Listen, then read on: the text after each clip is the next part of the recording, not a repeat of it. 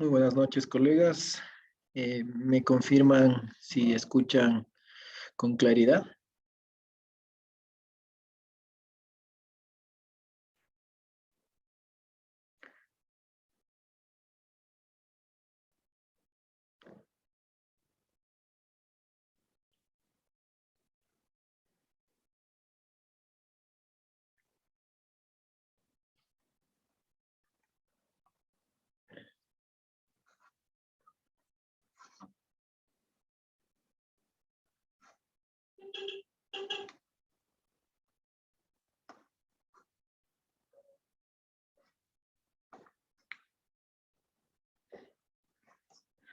Buenas noches, ¿me confirman el retorno?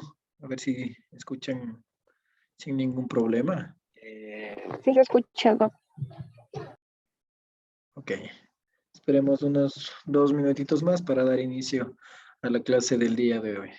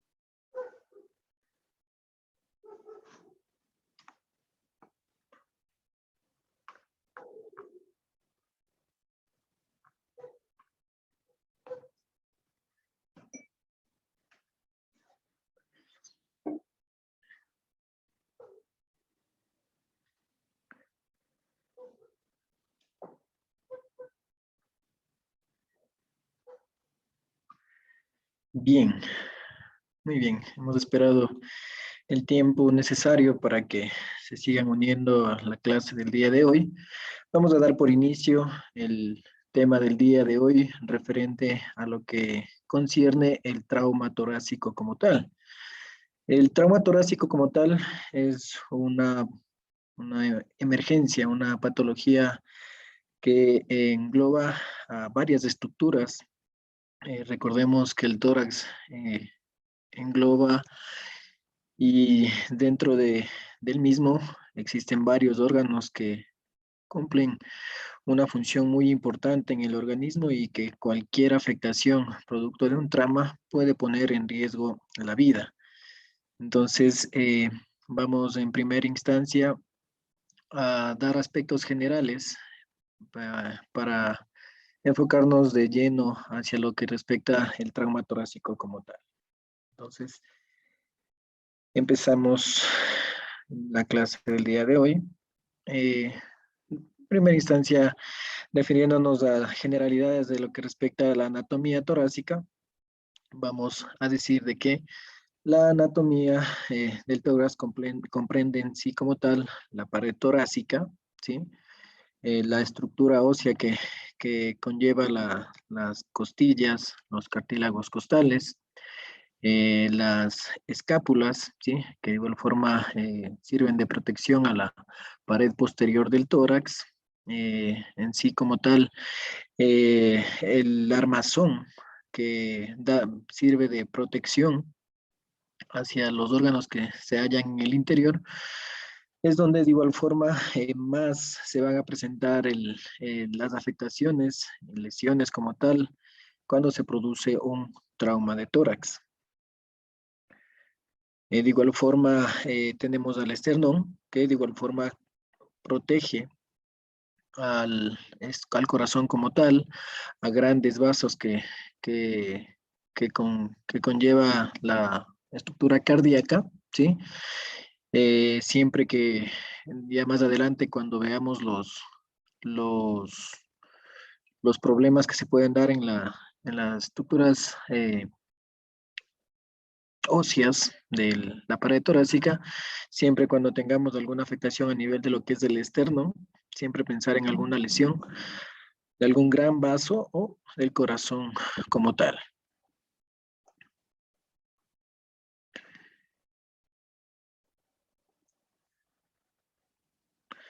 De igual forma, es importante mencionar a la escápula, ¿sí? Teniendo en cuenta que es una estructura ósea bastante dura que está recubierta por capas musculares, ¿sí? Fibras tendinosas de igual forma, de que cuando tengamos alguna afectación, algún trauma a nivel de la escápula y esta se haya fracturado, quiere decir de que estamos frente a un trauma de gran mecánica, una gran cinemática que ha hecho de que la escápula que, como les comento, está recubierta por una buena capa muscular, haya habido una disrupción de ella. Igual forma, el mediastino como tal, ¿sí? De que asimismo de aquí tenemos estructuras muy importantes como es la arteria aorta, la vena cava, de igual forma por detrás del el esófago.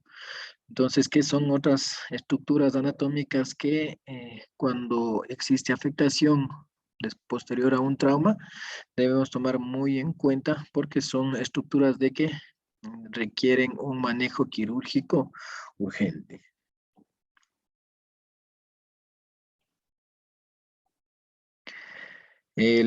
La aorta como tal, ¿sí? En todas sus porciones, torácica, abdominal, ¿sí? Eso de igual forma hay que tener muy en cuenta en mecanismos de gran cinemática, por ejemplo, cuando hay un accidente de tránsito y el volante choca por un movimiento de desaceleración contra el tórax y en muchos de los casos se puede dar una ruptura o bien en alguna porción de la aorta o puede haber una sección completa que en la mayoría de los casos no hay un alto riesgo de mortalidad incluso hasta antes de que puedan llegar a un hospital, ¿sí? Y muchas de las veces cuando hay afectación de la aorta como tal, eh, el- hay hematomas o pequeñas laceraciones que pueden ser vistas por una tomografía computarizada. Estructuras musculares como el diafragma, ¿sí? Un músculo muy importante en el proceso de la inspiración, de la expiración, que de la misma forma cuando existe alguna ruptura, cuando existe alguna lesión, los órganos que se hallan por debajo del diafragma pueden eviscerarse y en una radiografía de tórax evidenciarse aquello. Bien, ya entrando al tema de lleno, en cuanto se refiere a la definición, vamos a decir de que el traumatismo torácico es toda aquella lesión que se produce sobre la caja torácica, pulmones, corazón, grandes vasos intratorácicos y restos de estructuras mediastínicas, como revisamos en la anatomía en un inicio. En cuanto respecta a la epidemiología, datos que van a orientarnos de que esta patología va a representar el 8% de los ingresos hospitalarios por trauma, va a ser la segunda causa de muerte tras el traumatismo craneoencefálico, el 25% de todos los fallecidos por trauma grave, se va a asociar en el 70-90% con traumatismos múltiples, ¿sí? En la mayoría de los casos no solo presentan trauma de tórax, sino muchas veces fractura, trauma abdominal, traumatismos craneoencefálicos, ¿sí? En países industrializados como Estados Unidos, se han reportado alrededor de 140,000 muertes anuales. El 90% va a ser producido por accidentes de tráfico. La mortalidad global va allá más allá del 10%. Si va asociado a traumatismo craneoencefálico abdominal, esto es en el 25% de los casos y puede existir traumatismo torácico, traumatismo craneoencefálico y traumatismo de abdomen en el 40% de los casos. En cuanto se refiere a la fisiopatología, vamos a ver que van a existir lesiones penetrantes como no penetrantes. Hablamos de lesiones penetrantes cuando existe una solución de continuidad, es decir, hay comunicación del medio externo con los órganos intratorácicos. Lesiones, ahí tenemos como ejemplo como es las lesiones con armas cortopunzantes en el 71% de frecuencia y que puede ir allá en mortalidad del 2 al 4%. Lesiones por arma de fuego con mayor mortalidad del 12 al 15%, o de igual forma lesiones no penetrantes, que en esta se da la mayoría de los casos, que no va a existir comunicación del medio externo con el medio interno, va a ser producida por accidentes de tránsito, en las granjas, en las industrias, en disturbios, en peleas o en caídas. Puede existir de igual forma lesiones pulmonares secundarias producidas por aspiración o infección, lesiones pulmonares vasculares y cardíacas secundarias a respuestas hormonales o inmunológicas. De la misma forma puede existir lesiones iatrogénicas, ya sea cuando se realiza algún procedimiento y hay afectación de algún órgano intratorácico, por ejemplo, cuando hacemos esofagoscopías, broncoscopías, mediastinoscopías, toracoscopías, cateterismos cardíacos, biopsias percutáneas, inserción de tubos, trócares para tocarostomías, punciones de vena subclavia. En la mayoría de los casos, los traumas de tórax cuando son iatrogénicos se da por la inserción de un catéter venoso central, ¿sí? Por eso siempre la necesidad de hacer colocar una vía central, la radiografía de control, aún si hacemos un acceso subclavio. Entonces, en la mayoría de los casos puede haber un neumotórax, ¿sí? A veces por la inexperticia, a veces de igual forma por alteraciones de la anatomía, ¿sí? A veces por la posición del paciente, puede contribuir de que se ingrese con la aguja del catéter venoso hacia la cavidad intratorácica y provocar un neumotórax. Entonces, eso hay que siempre tener bastante cuidado. Dentro de la etiología general, va a ser producida en el 80-85% de los casos por accidentes de tránsito, por caídas, ¿sí? Del 10 al 15% de los casos, y el 5% restante corresponde a accidentes deportivos, accidentes laborales, agresiones físicas. Yéndonos a la clasificación, eh, podemos decir de que, en primer lugar, podemos clasificar según la extensión del traumatismo como tal. Puede ser un traumatismo torácico puro, es decir, de que solo hay afectación de la pared torácica o de los órganos que comprende el tórax, o en la mayoría de los casos existe un politraumatismo, es decir, esté afectada también el cráneo, un traumatismo craneoencefálico, esté también comprometido el abdomen, un traumatismo abdominal, y de igual forma por el segundo mecanismo de producción, que como vimos en la fisiopatología pueden ser abiertos o penetrantes, o cerrados o contusos. Aquí tenemos unos cuadros de ejemplos de traumatismos torácicos cerrados, que en la mayoría de los casos es por un trauma directo, como es la contusión pulmonar, fracturas costales, neumotórax, hemotórax, una contusión miocárdica, o por un traumatismo torácico penetrante. De igual forma puede existir un neumotórax, hemotórax, contusión pulmonar, neumomediastino, neumoperitoneo, lesión penetrante cardíaca, puede existir un taponamiento cardíaco, lesiones de grandes vasos, lesiones traqueobronquiales, perforación esofágica o rotura diafragmática. Más adelante hablaremos de cada uno de ellos, cuál es el manejo, cuál es la etiología, cuál es el cuadro clínico y qué es lo que debemos hacer en cada uno de ellos.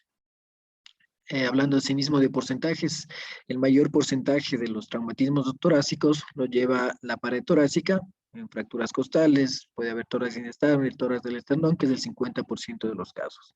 Seguido de lesiones pulmonares como contusiones, hemotórax, neumotórax, rotura traqueobronquial, 20% en lesiones cardiovasculares como una contusión cardíaca, una rotura aórtica, un taponamiento cardíaco y el 5% restante, que es raro que haya una rotura esofágica o alguna lesión diafragmática. ¿Sí? Eso en cuanto se refiere a la clasificación, la etiología, de igual forma datos epidemiológicos, y ahora vamos ya a enfocarnos en cuando ya tenemos que evaluar al paciente, tenemos que brindar los primeros auxilios al paciente que tengamos en el área donde se produzca el trauma, o de igual forma ya cuando el paciente llegue a una área de emergencia. Entonces, vamos a basarnos en lo que respecta como todo trauma. Siempre llevemos el concepto de que todo traumatismo, sea traumatismo craneoencefálico, sea traumatismo abdominal, sea traumatismo de tórax, un politraumatismo que englobe todo ello, siempre hay que guiarnos por el ATLS, ¿sí? El soporte vital de trauma, el soporte avanzado de trauma, ¿no? Entonces, eso siempre hay que llevar esos conceptos, ¿sí? Evaluar el ABC en primera instancia cuando tengamos al paciente o bien en la situación prehospitalaria o ya intrahospitalaria como tal. Entonces, dentro de la evaluación inicial, vamos a enfocarnos del antecedente del trauma, es decir, eh, cómo fue el trauma, si fue un accidente de tránsito, si fue una caída, si fue una agresión. Entonces, siempre cuando ya lleguemos al lugar de los hechos, preguntar cómo fue el trauma, ¿sí? Porque eso nos ayudará a ver qué lesión puede existir, la cinemática del trauma y qué puede haber causado, o qué más aparte de una lesión del tórax puede existir, ¿sí?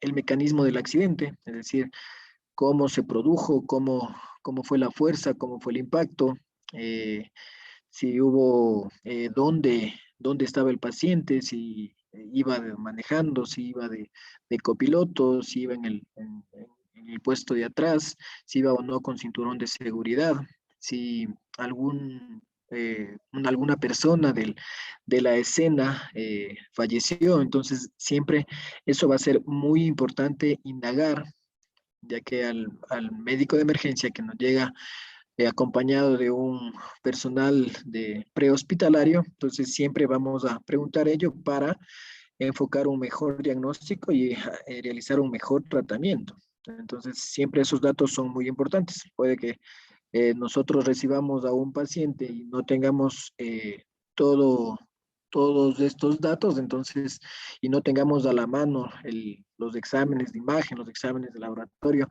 para poderlo realizarlos en los próximos minutos. Entonces, ya teniendo estos datos, entonces más o menos ya en la exploración física podemos darnos cuenta de qué está sucediendo en el cuerpo del paciente con trauma. De igual forma, el tiempo transcurrido, eso de igual forma es muy importante, ¿sí? Porque, por ejemplo, el accidente fue a las 9 de la mañana. y hasta que llegue la ambulancia, hasta que llamen al 911, hasta que le den sus primeros auxilios. Todo ello ya conllevó más de una hora y media.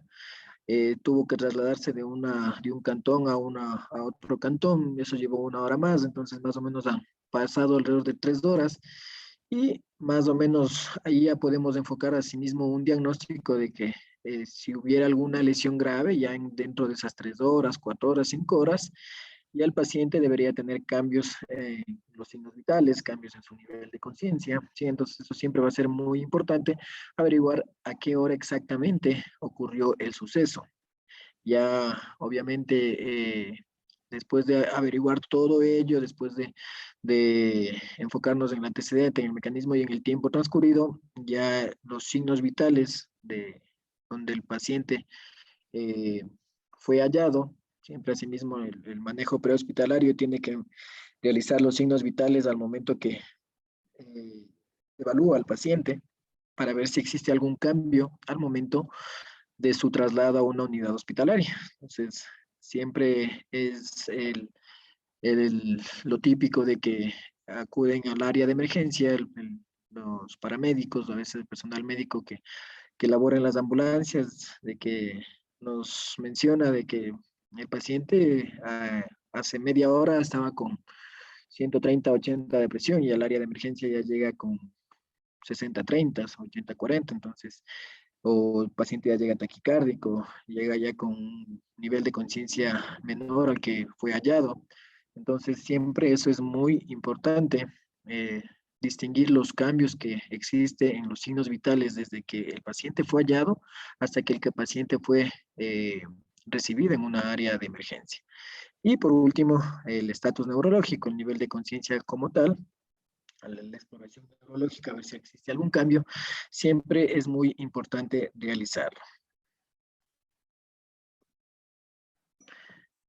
Como comentamos, la gestión prehospitalaria, el objetivo va a ser de que las personas que laboren en las ambulancias, en la unidad prehospitalaria, de igual forma deben realizar un buen ATLS, un buen ABCDE de el trauma que están atendiendo. Sí, hay que prestar atención, prestar especial atención en las vías respiratorias, en la respiración y la circulación del paciente, ¿sí? Realizar un transporte rápido, ¿sí?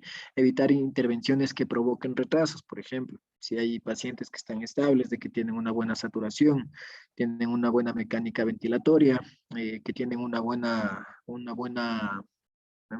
hemodinamia, es decir, son pacientes hemodinámicamente estables, entonces ese paciente puede ser trasladado con la mayor rapidez posible, obviamente teniendo en cuenta todos los antecedentes del trauma que sucedió, ¿sí? Y evitar interrupciones, por ejemplo, el canalizar una vía, en pacientes que no lo requieran, en pacientes de que, por ejemplo, ya esté comprometida la vía aérea y se pueda garantizar por eh, oxígeno suplementario, ya sea por cánula, por mascarilla, o en el último de los casos por bolsa mascarilla. Entonces, si se puede garantizar con ello la intubación endotraqueal, como comentamos en el tema de traumatismo cráneoencefálico, jamás va a ser una emergencia, ¿sí? Porque muchas de las veces la inexperticia, a veces el realizarlo en un lugar no adecuado, puede que la intubación no sea la adecuada y eso conlleve mejor a complicaciones aparte del trauma, ¿sí? Entonces, a menos de que el paciente no requiera ser intubado en la unidad prehospitalaria, no realizarlo. Obviamente, si no se garantiza una buena ventilación, una buena oxigenación con todos esos dispositivos anteriormente mencionados, hay que realizar la intubación. Pero si no, jamás la intubación endotraqueal va a ser una emergencia. De igual forma, intervenciones básicas como la inmovilización de la columna cervical son apropiadas, al igual que el uso de oxígeno alto flujo y de igual forma la monitorización. Eso de igual forma sí es muy importante, como mencionamos en la medida de los signos vitales, a ver si existe un cambio en cuando recién tuvimos al paciente, en el traslado del paciente y en la llegada del paciente. Entonces, el paciente siempre debe estar monitorizado para ver esos cambios y asimismo enfocar si existe una inestabilidad y enfocarnos en ella.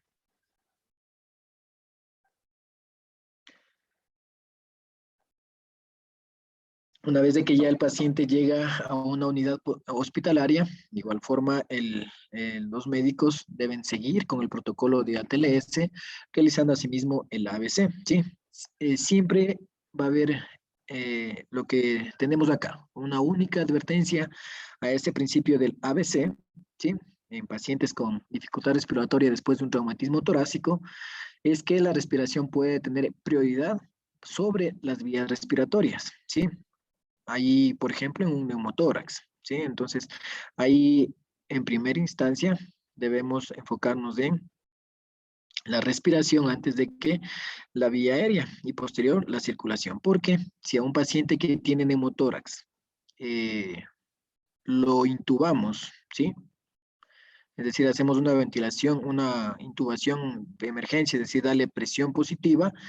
Si tiene un neumotórax, eso lo exacerbará, ¿sí? Entonces, en este paciente con neumotórax, antes que una intubación se debería hacer una descompresión de ese neumotórax de atención, ¿sí? Entonces, porque de nada va a servir intubarlo si existe un mayor problema a nivel de la cavidad pulmonar. Entonces, realizamos una historia, exploración y monitorización ya en el área de emergencia que consiste en evaluar rápidamente si se ha producido una lesión en las estructuras cardiopulmonares y mediastínicas. Esto puede ser tan simple como una historia clínica y examen físico completos, o que pueda requerir ya de exámenes de diagnóstico más profundos, como es una radiografía de tórax, una tomografía computarizada, una ecocardiografía o demás estudios de que nos orienten hacia un diagnóstico preciso. Entonces debemos determinar ya una vez de que el paciente está en emergencia si existe el riesgo alto o bajo de lesión torácica, evaluando sus signos vitales, si el paciente no tiene inestabilidad hemodinámica. Eso sí, siempre hay que ser bastante cautelosos. No siempre un paciente que llegue con una presión normal, con una frecuencia cardíaca normal, no se puede descartar una inestabilidad hemodinámica, ¿sí? Porque hay pacientes, por ejemplo, en la mayoría de los casos, los pacientes jóvenes, los pacientes deportistas, tienen un buen mecanismo de compensación que en los primeros minutos, en la primera hora, no van a hipotensarse, no van a taquicardizarse, ¿sí? Porque ellos pueden responder con mecanismos de compensación para que posterior de más horas, ahí sí se evidencia una inestabilidad hemodinámica, ¿sí? Entonces siempre hay que tener al paciente monitorizado para ver cómo están sus signos vitales, viendo que no hay hipotensión, que no esté taquicárdico, o en el otro extremo si existe una bradicardia, una hipertensión. De igual forma, ver el mecanismo y la posibilidad de lesión que puede existir referente a los datos que ya averiguamos anteriormente, ver el paciente de qué se queja, en la mayoría de los casos de que el paciente está consciente, de que está estable, o sea, preguntarle qué es lo que le duele, dónde es el sitio donde mayor problema tiene, entonces, y obviamente enfocarnos en el aspecto clínico general, ¿sí? Es decir, evaluando sus signos vitales, evaluando el contexto, evaluando su hemodinamia, evaluando su presión, su forma de respirar, ya en la exploración física viendo si hay algún hallazgo a la auscultación, a la percusión. Entonces, todo ello ya dependiendo del contexto, entonces evaluamos al paciente si tiene un riesgo alto o un riesgo bajo de lesión. En la mayoría de los casos, un paciente con signos vitales estables, que no haya mucho, que el umbral del dolor no sea tan alto, ¿sí? Y el paciente esté respondiendo a la analgesia, todo ello, entonces en la mayoría de los casos solo son traumatismos superficiales, ¿sí? Pero si de no ser el caso, siempre evaluar todo el contexto para descartar una lesión importante. Eh, como mencionamos, el riesgo de las lesiones graves es bajo entre los pacientes de alerta, es decir, los que están conscientes, que no tengan malestar, que no exista disnea o dolor a la palpación. La hipoxia y los ruidos pulmonares anormales son los signos más específicos de neumotórax o hemotórax. El dolor y la sensibilidad en el pecho son más sensibles, aunque en la mayoría de los casos son inespecíficos, a veces de la ansiedad, a veces de la desesperación, a veces de la situación de estrés, de algún accidente, de alguna caída, el paciente está ansioso, está quejumbroso, está bastante alterado, entonces siempre eso no confundir con un dolor real.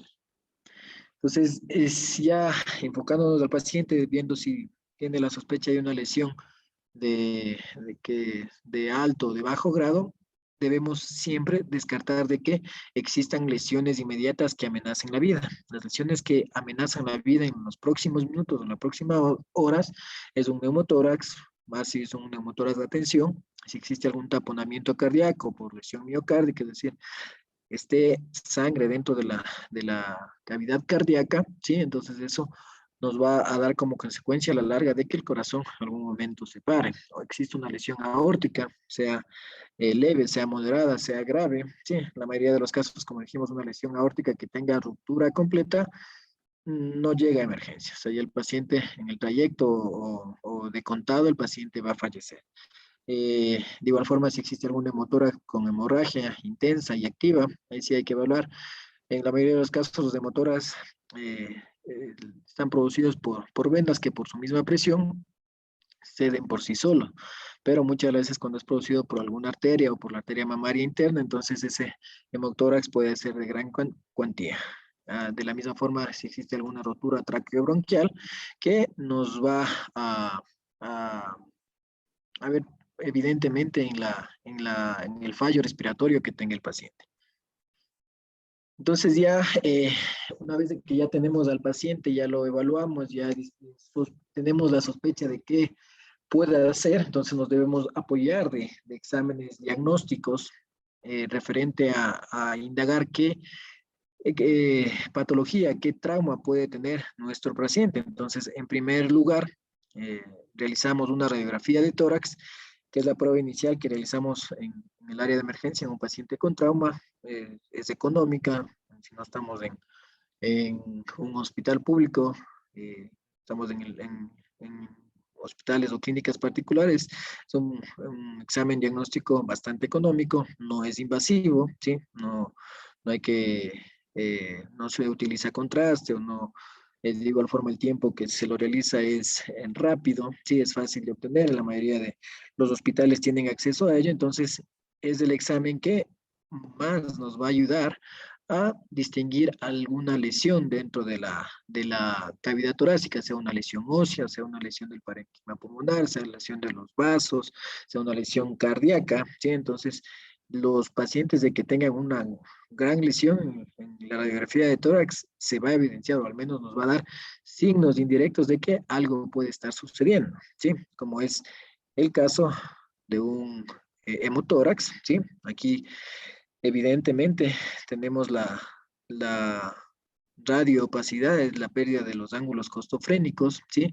Que corresponde a sangre que puede ser producida por alguna lesión de alguna arteria, alguna vena de la cavidad pulmonar, ¿sí? Entonces, evidente, las lesiones que se distinguen, podemos comparar de un lado con otro, como se evidencia un hemotórax, de la misma forma un neumotórax, en este caso un neumotórax del lado derecho, ¿sí? Vemos cómo desplaza las estructuras cardíacas, ¿sí? Y que en la práctica clínica, en un neumotórax de atención, el tratamiento debe ser urgente, porque ya compromete si, aparte del pulmoncito que está totalmente colapsado, está desplazando estructuras como es el corazón, entonces se va a poder evidenciar en los signos vitales, el paciente va a estar hipotenso, el paciente va a estar desaturando, el paciente va a estar, si está consciente, va a llegar allá a la inconsciencia, ¿sí? Entonces, eso es muy importante distinguirlo ya en una radiografía de tórax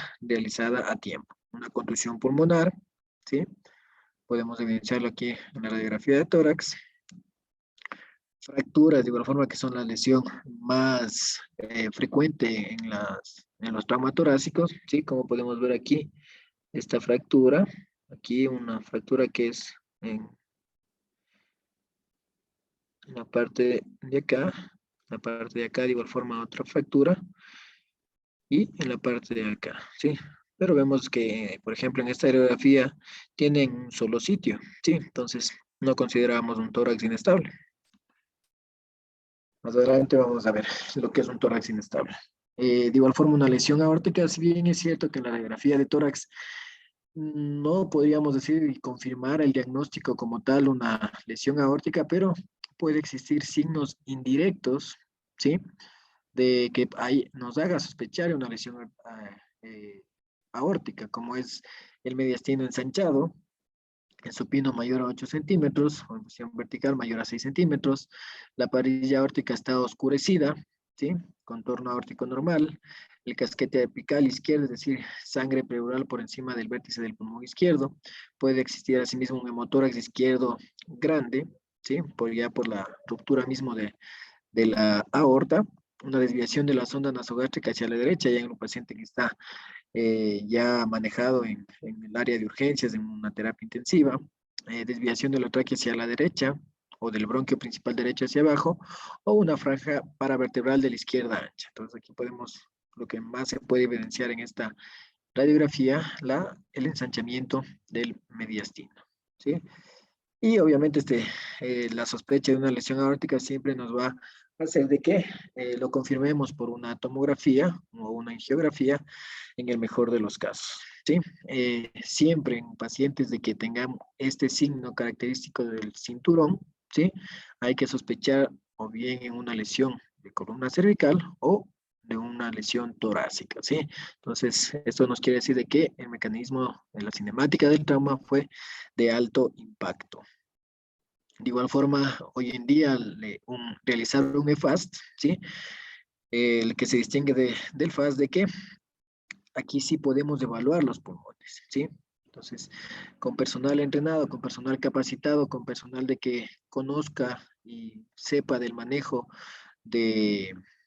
del manejo del ecógrafo en emergencia, podemos realizar un EFAS para buscar tranquilamente con un EFAS podríamos visualizar un hemotórax, ¿sí? Y obviamente siempre evaluar al paciente en todo el contexto, ¿sí? Buscar eh, acumulación de líquido en los espacios como es el espacio de Douglas, en el espacio esplenorenal, en el espacio de Morrison, ¿sí? Siempre va a ser importante evidenciar si existe alguna acumulación de líquido que nos haga sospechar en algún trauma de alguna estructura de abdomen y de igual forma ahora con el EFAS ver si no existe algún neumotórax o hemotórax dependiendo el grado de cuantía.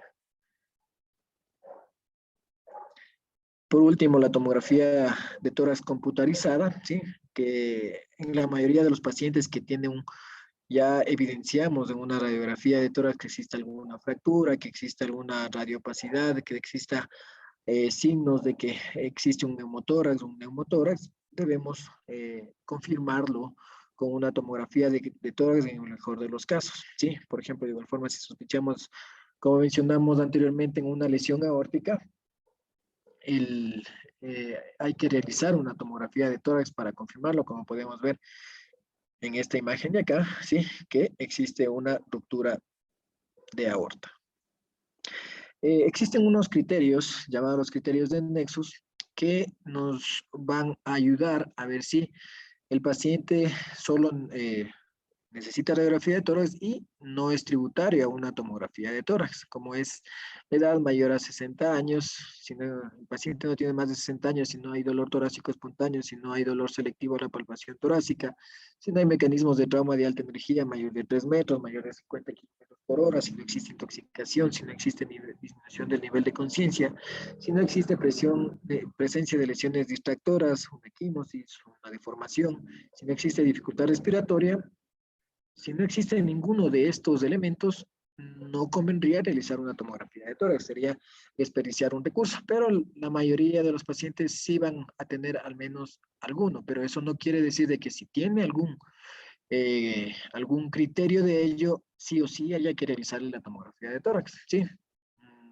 Hay que evaluar el contexto, los antecedentes del trauma, ver el estado clínico del paciente que está en ese momento, si está estable, todo ello. Entonces, muchas de las veces el paciente no requiere de una tomografía de tórax, ¿sí? Por ejemplo, siempre un paciente con trauma sí va a haber dolor torácico, ¿no es cierto? Sí, sí, podríamos tener asimismo un paciente más de 60 años, pero que no cumpla con ninguno de ellos, que no esté hemodinámicamente estable, de que esté respondiendo bastante bien a la analgesia, ¿sí? Si no tenemos a la mano una tomografía de tórax, o muchas de las veces, si no se dispone del recurso, si no hay no tiene algún buen estatus económico y no puedan realizarlo, entonces siempre guiarnos con ello para ver si no es conveniente realizar una tomografía de tórax.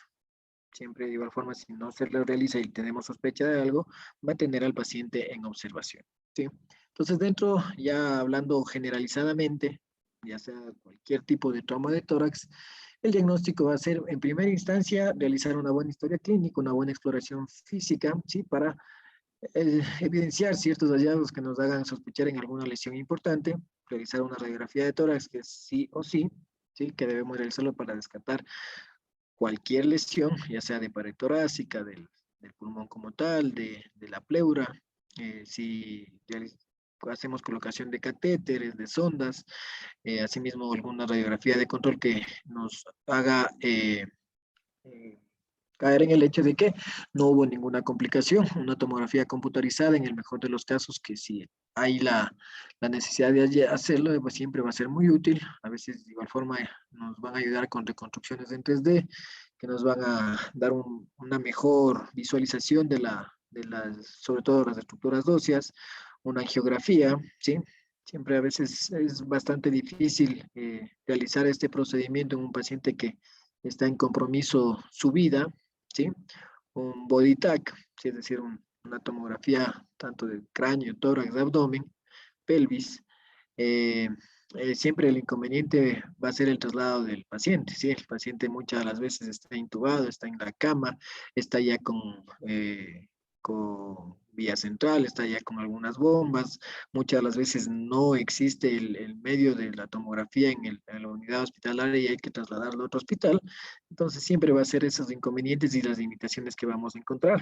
De igual forma, dependiendo del contexto, si tenemos una sospecha de una lesión cardíaca, de alguna ruptura de miocardio, realizar una ecocardiografía o un electrocardiograma o un ecocardiografía transtorácica o transesofágica, que nos puede dar asimismo signos indirectos de una contusión miocárdica, de una pericarditis, de una arritmia, alteraciones de repolarización, infarto. A veces sí hay esos casos de que, por ejemplo, un paciente con antecedentes de cardiovasculares, de que iba manejando su carro y justo antes del accidente le cogió un dolor precordial, un dolor torácico bastante fuerte de que le hizo perder el control del vehículo y se chocó y también justamente se golpeó contra el volante del pecho, ¿sí? Pero ese paciente ya en ese momento estaba haciendo algún fallo cardíaco, ¿sí? Pero más nos enfocamos en el trauma como tal y muchas veces el paciente, el antecedente primero fue, por ejemplo, un síndrome coronario, ¿sí? Entonces sí, a veces sí existen esas particularidades que debemos tener en cuenta en la anamnesis y en la historia clínica. El eco, que nos va a ayudar a ver si existe algún hemopericardio, alteraciones segmentarias de la contractilidad, dilataciones de cavidades, una radiografía que siempre va a ser el gol estándar para evaluar alguna lesión vascular, a pesar de las limitaciones, a pesar del el acceso bastante dificultoso a este examen, si el paciente lo requiere, hay que realizarlo, ¿sí? Una endoscopía, ya sea una broncoscopía por lesiones en la vía aérea, resolución de atelectasia o para toma de muestras, o una endoscopia digestiva para ver si existe alguna lesión en el tubo digestivo, como es, por ejemplo, una ruptura esofágica. ¿Qué es lo que debemos hacer? Como ya mencionamos, una valoración primaria, una evaluación de la vía aérea con control de la columna cervical, si el paciente requiere de oxígeno o no, valorar signos y síntomas respiratorios como es la disnea, tiraje, uso de la musculatura accesoria, paciente taquimneico, Siempre de igual forma, si podemos acompañar una gasometría, en el mejor de los casos, siempre hay que descartar un neumotórax y un tórax inestable o lesiones asociadas, como mencionábamos, rupturas de diversos órganos intratorácicos, reconocer signos de shock hipovolémico, como sangrado, hipotensión, pulso débil, exámenes neurológicos, siempre realizarlo. Siempre hay que evaluar al paciente que requiera ya en el área de emergencia una intubación orotraqueal y ventilación mecánica, ¿sí? Eh, a veces de igual forma cuando ya existe una obstrucción de la vía aérea que no garantice una buena ventilación, si ahí ya el paciente aparte de una lesión torácica tiene un traumatismo craneoencefálico que el grado esté menor a 9, cuando existe una insuficiencia respiratoria y en la gasometría podemos evidenciar una hipoxemia, una hipercapnia, un esfuerzo inspiratorio, ¿sí? Ya son pacientes de que no garantiza una buena ventilación y deben ser intubados. Eh, y después de realizar todo eso, ir a la valoración secundaria de cabeza a los pies, valorando traumatismos asociados, a ver si tiene algún hematoma, si tiene algún signo sugerente de que tenga alguna fractura de alguna extremidad, de algún hueso, sea largo, sea de las extremidades como tal, y apoyarnos siempre de exploraciones radiológicas y analíticas complementarias. Por ejemplo, lo que no hemos mencionado dentro del diagnóstico, el realizar una biometría, una química sanguínea, tiempos de coagulación. Estos pacientes por lo general son pacientes de que se requieren de realizarse procedimientos como tal, como una colocación de tubo o una toracostomía o que tengan que ser intervenidos ya en el quirófano como tal. Entonces esos exámenes siempre deben estar ahí a la mano para que no haya pérdida de tiempo, ¿sí? Siempre es muy importante el manejo de tiempos en lo que es lesiones para evitar de que el paciente vaya decayendo y tengan limitaciones de que porque no ha habido tal examen, porque no le han realizado algún examen o no había en el hospital, no pueda aún ingresar a quirófano, hacer algún procedimiento. Entonces, siempre es conveniente realizar estas analíticas complementarias para tener listo al paciente. De igual forma, evaluar su hemodinamia con una biometría hemática, ver su hematocrito y hemoglobina inicial. Muchas de las veces tenemos pacientes de que ingresan al área de emergencia con hematocrito, hemoglobina dentro de la normalidad, pero después de 4 o 6 horas, ese hemoglobina hematocrito ha caído 3, 4, 5 más puntos, ¿sí? Entonces hay que evaluar esa inestabilidad hemodinámica con esas analíticas complementarias, ¿sí? Entonces, ya yéndonos, adentrándonos más a las lesiones torácicas que se pueden presentar, podemos decir de que puede haber lesiones de pared torácica, ¿sí? Es decir, las estructuras óseas, del parénquima pulmonar, del pulmón como tal, del mediastino, del espacio virtual, y las estructuras que conlleva, y cardíaco y de grandes vasos, ¿sí? Que pueden de igual forma estar afectados. Dentro de las fracturas costales, que como hemos mencionado en toda esta charla, va a ser la lesión más común del traumatismo torácico, ¿sí? Eh, Siempre debemos evaluar en la radiografía de tórax, por ejemplo, si tenemos fracturas costales bajas de la 9 a la 12, siempre, ya sea izquierdo o derecho, debemos buscar siempre que descartar una lesión hepática y esplénica, ¿sí? A veces las estructuras óseas se enclavan en el órgano, ¿sí? Produciendo algún hematoma, alguna laceración, alguna ruptura, ¿sí? Entonces eso siempre hay que evaluar, ya sea esto del hígado o del vaso, ¿sí? Si tenemos presencia de fracturas de la 9 a la 12. Pueden de igual forma siempre unas fracturas costales estar asociadas con neumotórax, ¿sí? Hemotórax o alguna contusión pulmonar, o muchas de las veces un tórax inestable. Entonces, siempre no nos quedamos nomás de que sí, el paciente tiene fractura del cuarto, quinto y sexto espacio, cuarto, quinto y sexto arco intercostal, y no evidenciamos cómo está ese pulmón, cómo está eh, la cavidad pulmonar como tal, ¿sí? Si vemos de que hay algún neumotórax, hemotórax, entonces no es de la fractura que le, claro que el paciente está bastante álgico, pero lo que pone en compromiso su estabilidad es el neumotórax o el hemotórax que se produjo por la fractura costal, ¿sí? De igual forma, siempre que tengamos alguna fractura de los dos primeros arcos costales o de la escápula, siempre pensamos en un traumatismo de alta energía, ¿sí? Entonces aquí podemos evidenciar en la radiografía de tórax un trazo lineal, ¿sí?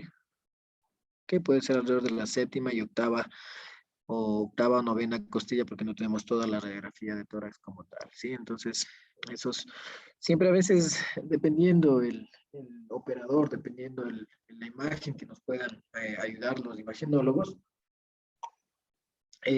muchas de las veces no vamos a poder evidenciar muy bien el trazo fracturario, muchas de las veces cuando el- la presencia de la fractura está a nivel del tórax posterior, no podemos visualizar muy bien, no podemos descartarlo y en esos pacientes deberíamos confirmarlo con una tomografía de tórax, por ejemplo, de igual forma realizando una reconstrucción en 3D para visualizar si existe algún trazo fracturario a nivel de todo el trayecto de cada costilla. El tratamiento de las fracturas costales, si solo existe fractura costal, se basa en dar una buena analgesia, ¿sí?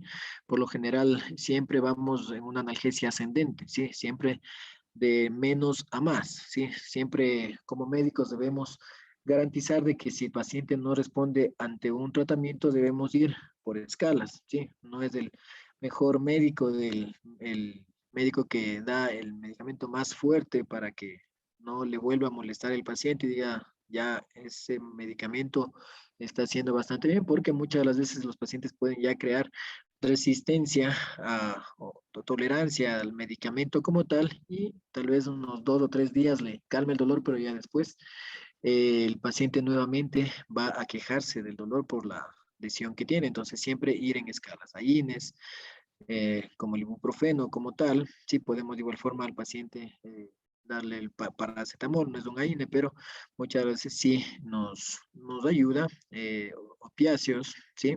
Como es la morfina, de igual forma el tramadol, cuando no haya una buena aseguración de la analgesia con AINES, opiáceos, podemos ya pensar en un bloqueo intercostal, epidural, el paciente de igual forma ya que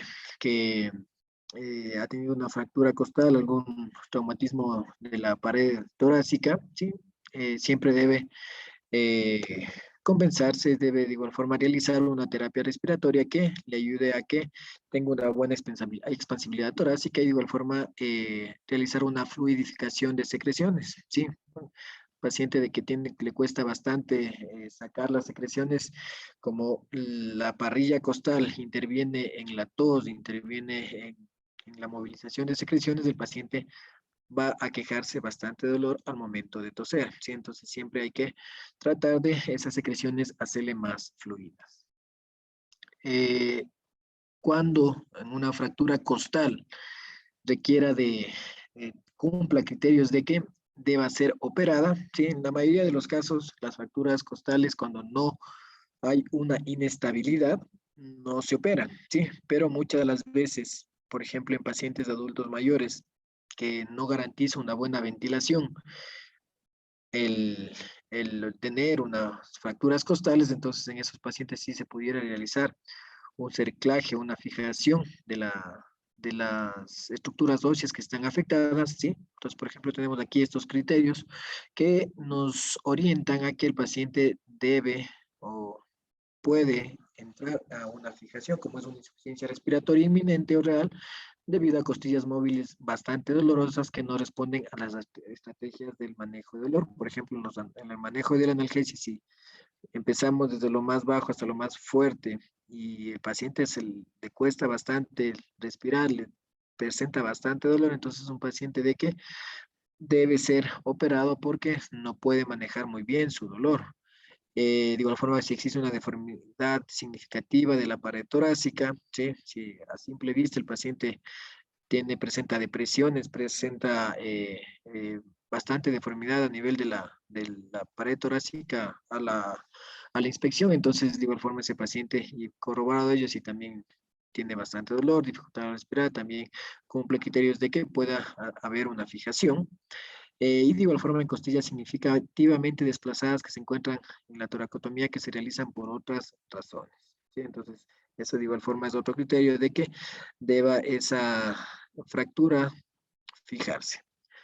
Yéndonos ya a la fisiopatología, ya entrándonos al tórax inestable como tal, vamos a decir de que el tórax inestable se caracteriza por tener múltiples fracturas costales que van a provocar una pérdida de estabilidad de la pared torácica, ¿sí? La pérdida de continuidad con el resto de la caja torácica hace que el segmento se vuelva inestable y se mueva paradójicamente, ¿sí? Entonces, para que consideremos un tórax inestable, debemos tener el concepto de que debe existir la presencia de tres o más fracturas, es decir, pero que exista dos trazos fracturarios en una misma costilla, así como tenemos aquí el caso, existe uno y dos, en una fractura, uno, dos, ya en dos costillas, uno y dos, igualmente en tres costillas, y aquí sí mismo cuatro costillas, ¿sí? Entonces, esto ya va a crear una inestabilidad torácica en el momento de la inspiración y de la expiración, ¿sí? Entonces, esto ya se considera un tórax inestable, ¿sí? Como mencionamos, por ejemplo, si existe, obviemos de que esto esté normal totalmente y solo exista una, dos, tres, pero solo sea en un sitio, ¿sí? No se considera un tórax inestable, ¿sí? Entonces, esto podemos verlo, ¿sí? Por ejemplo, en la imagen B, que la presión dentro del tórax es negativa durante la inspiración. Entre el aire hay una presión negativa que va a hacer que el segmento que esté inestable se vaya a retraer, lo que sucede contrariamente a la expiración. Cuando existe la expiración, la presión intratorácica se vuelve positiva y el segmento que está inestable va a sobresalir, ¿sí? Entonces, totalmente, tórax va a causar una inestabilidad, ¿sí? Porque miren cómo está el pulmón, ¿sí? En la inspiración va a hacer que el pulmón se retraiga y en la expiración va a hacer que el pulmón en cambio sobresalga, ¿sí? Entonces, eso no va a garantizar una buena ventilación, ¿sí? Entonces, ¿cuál es el manejo? En primera instancia, en la mayoría de los casos de que existen este tipo de fracturas, va a existir un hemotoras o hemotoras, entonces, en primera instancia se debe realizar un drenaje del hemotoras o hemotoras en caso de que lo requiera.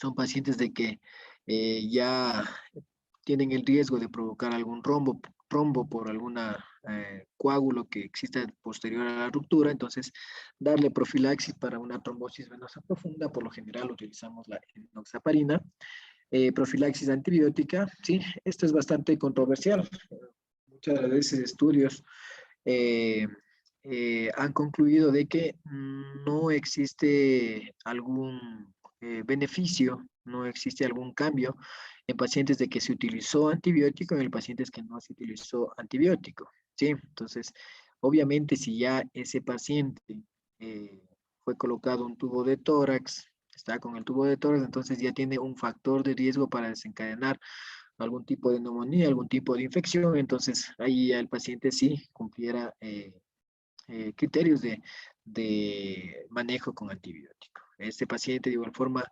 debemos garantizar una buena oxigenación, un oxígeno suplementario ya sea por cánula nasal, por mascarilla, una ventilación no invasiva o en el último de los casos cuando el tórax sea bastante inestable, sea bastante grave, de que no garantice una buena estabilidad en la ventilación, entonces son pacientes de que muchas de las veces tienen que ser ventilados ya con un ventilador mecánico. Y cuando lo requiera el tratamiento quirúrgico, hay que realizarlo, ¿sí? Por ejemplo, como tenemos aquí en esta radiografía, que hubo una fijación por un tórax inestable que se produjo que tenía bastantes trazos fracturarios en una sola costilla.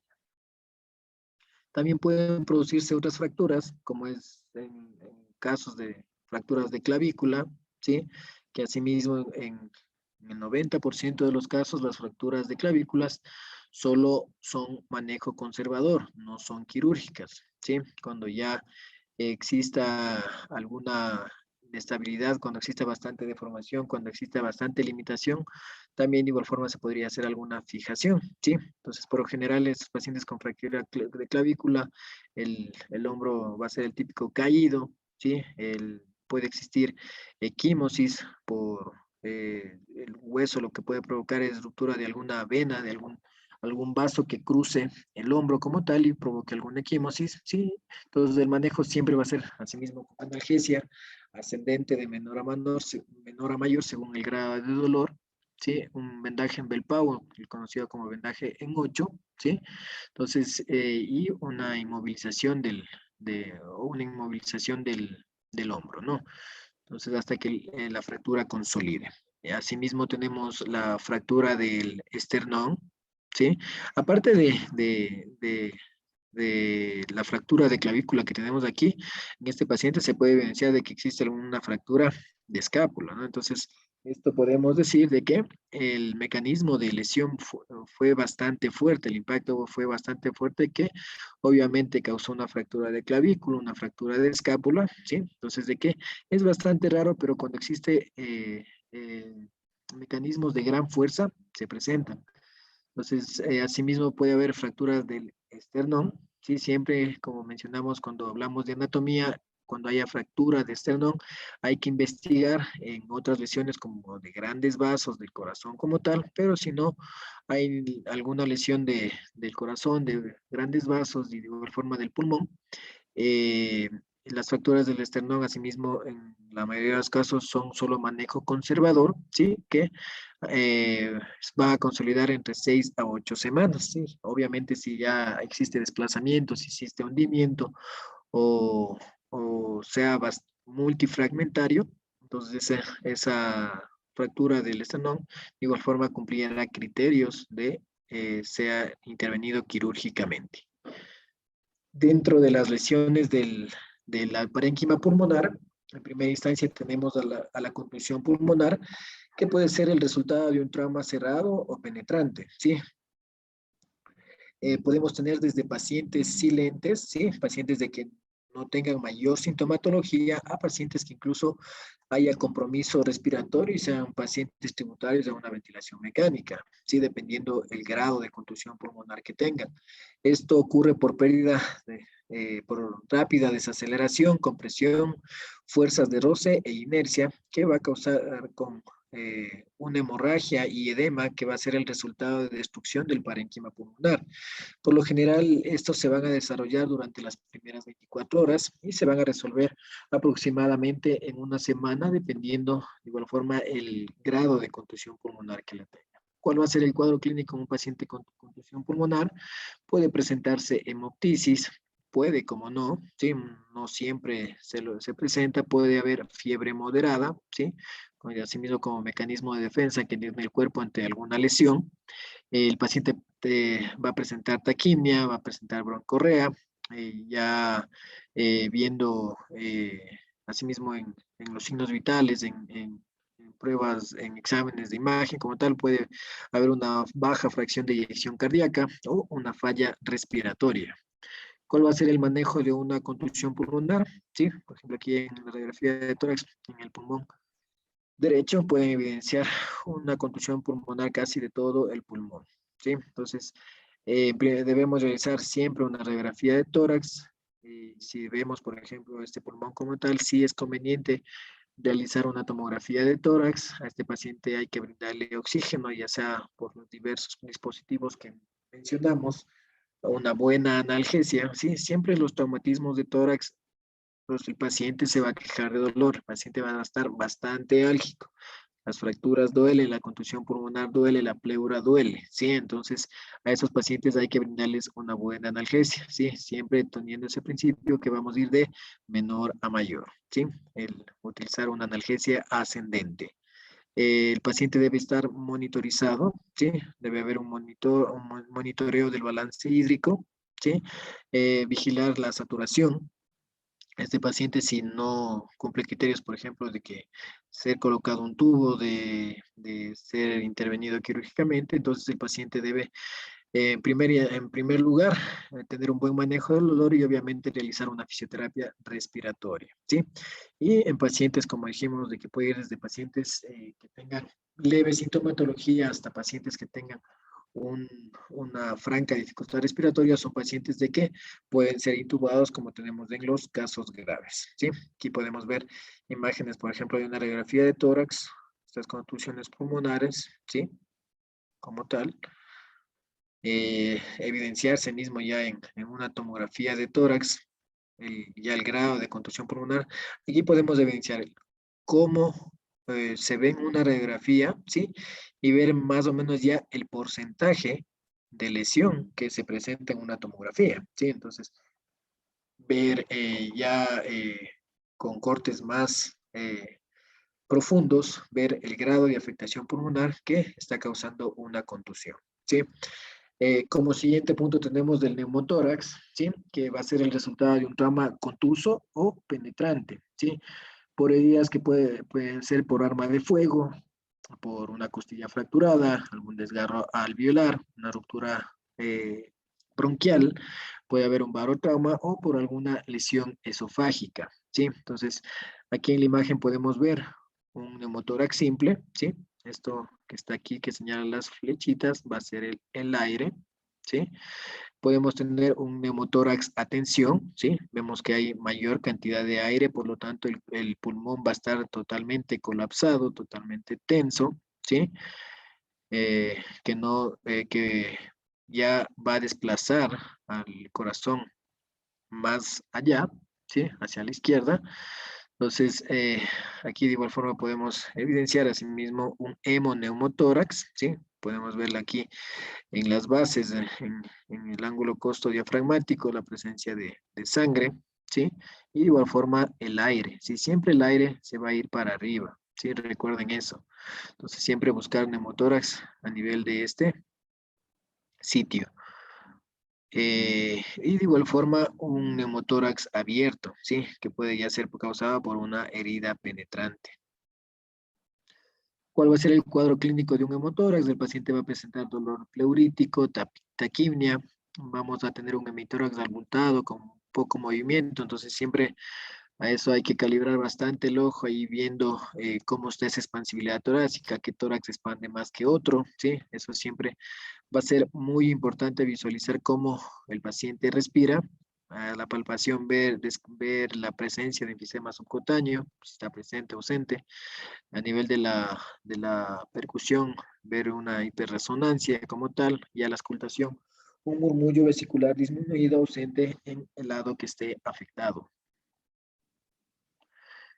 El diagnóstico de neumotórax, sí, como vimos, la radiografía de tórax es bastante útil y de igual forma, asimismo, la ecografía nos va a ayudar muchísimo, ¿sí? En evidenciar, ¿sí?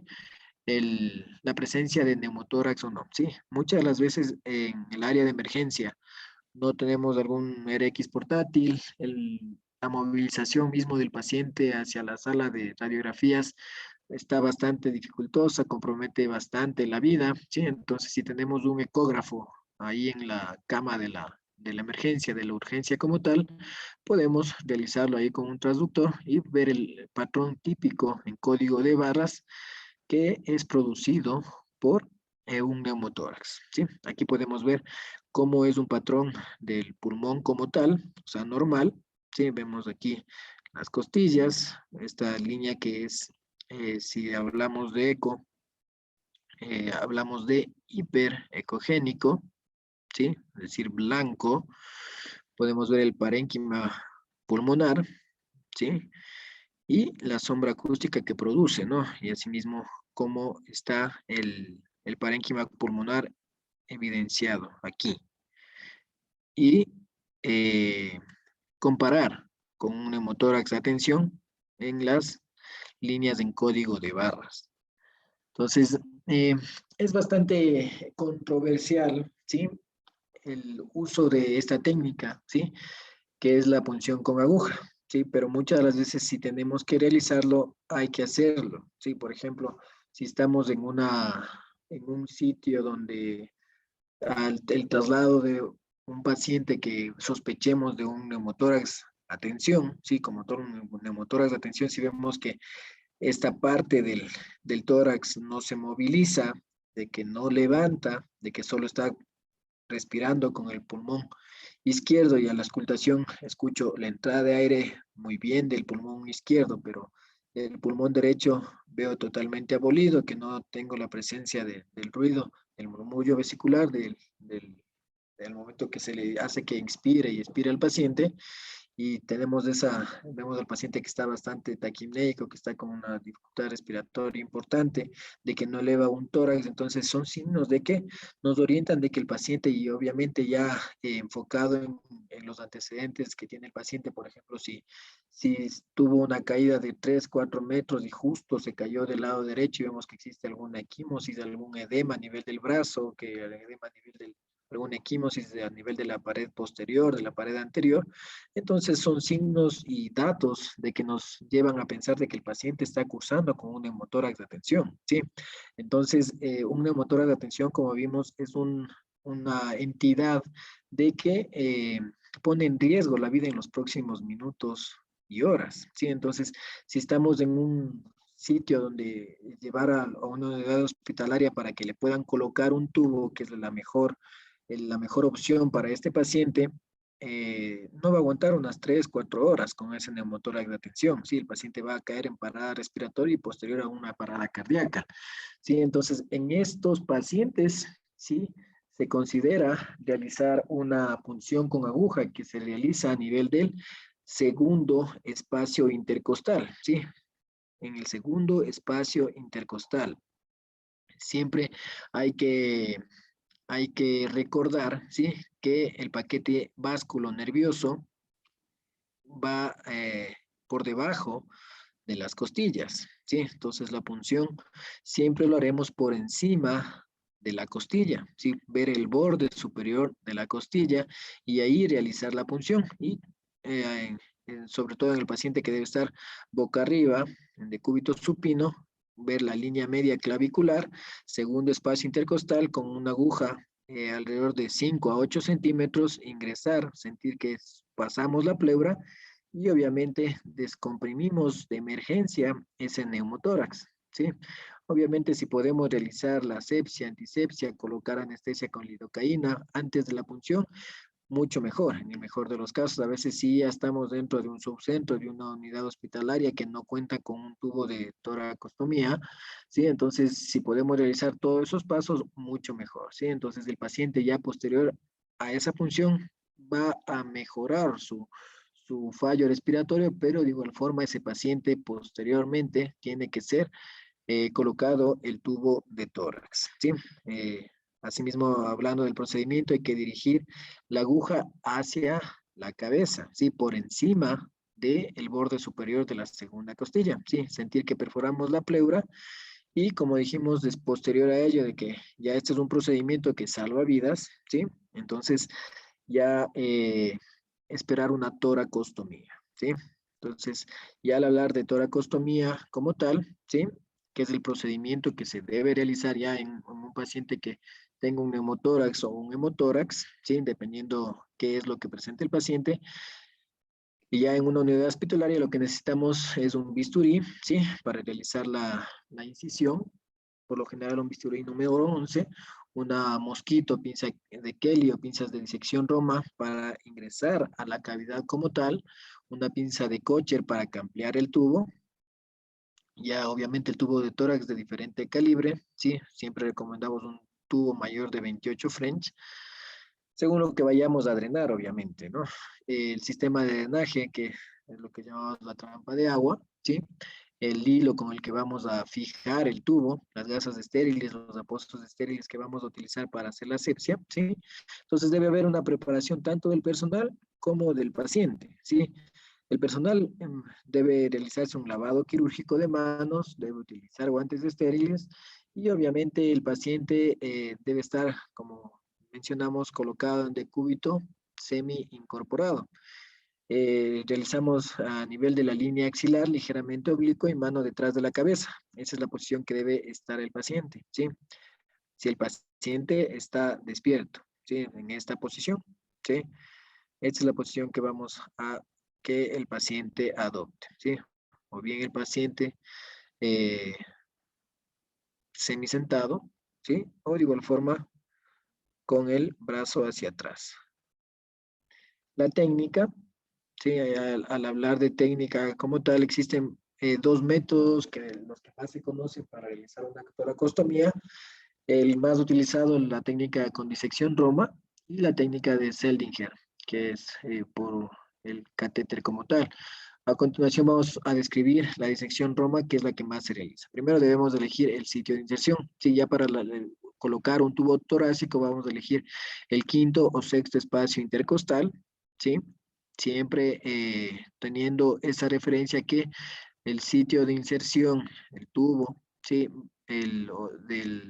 De la lidocaína que vamos a, de igual forma, a colocar para la anestesia debe ser por encima del borde superior de la costilla que elijamos, ¿sí?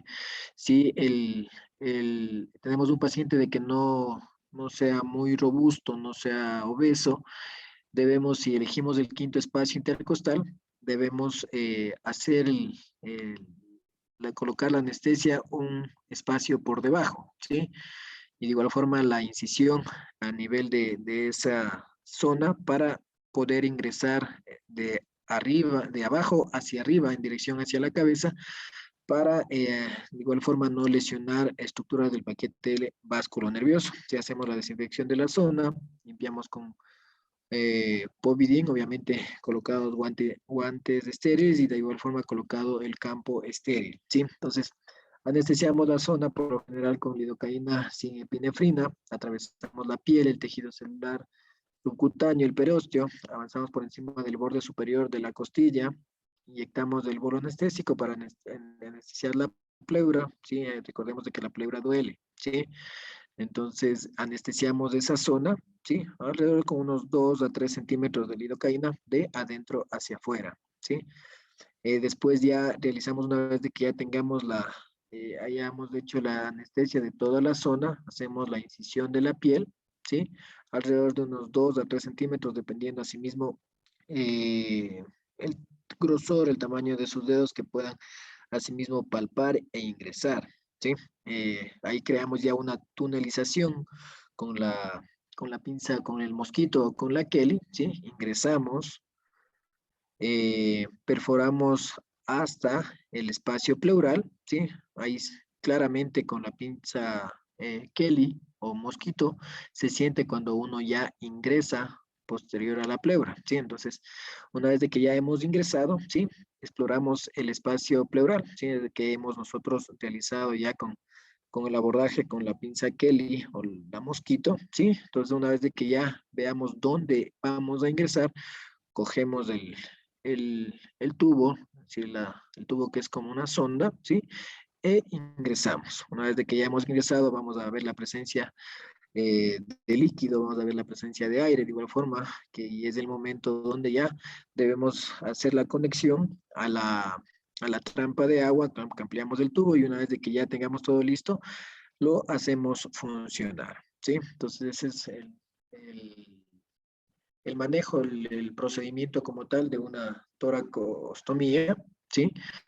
La técnica que más se utiliza, ¿sí? Entonces ese ya es un procedimiento que muchas de las veces sí se realiza en el área crítica, en el área de emergencia, pero lo óptimo, ¿sí? Es de que sea realizado por un cirujano, o en el mejor de los casos por un cirujano cardiotorácico, pero comprendemos en el medio que nos desenvolvemos, en el medio que estamos, muchas de las veces no se cuenta con el personal, ¿no? O el personal que se cuenta estar realizando otras actividades, entonces estos son procedimientos que si deben realizarlo y que está comprometiendo la vida al paciente, entonces debemos realizarlo con mayor rapidez, ¿sí? Entonces, al hablar del hemotórax, que es la siguiente lesión del parénquima pulmonar, tenemos que es la complicación más común del trauma penetrante o no penetrante. Sí, las lesiones que conducen a un hemotórax masivo incluyen una ruptura aórtica, una ruptura del miocárdico y de lesiones de las estructuras iliares. Sí, si vemos que hay un hemotórax de gran cuantía, siempre sospechar de que están afectadas estas estructuras. ¿Sí? Otras causas que incluyen lesiones en el parénquima pulmonar y los vasos sanguíneos intercostales o mamarios. Va a necesitarse un volumen mayor de 300 ml para que el hemotórax se manifieste en una radiografía de tórax en posición vertical. ¿Sí?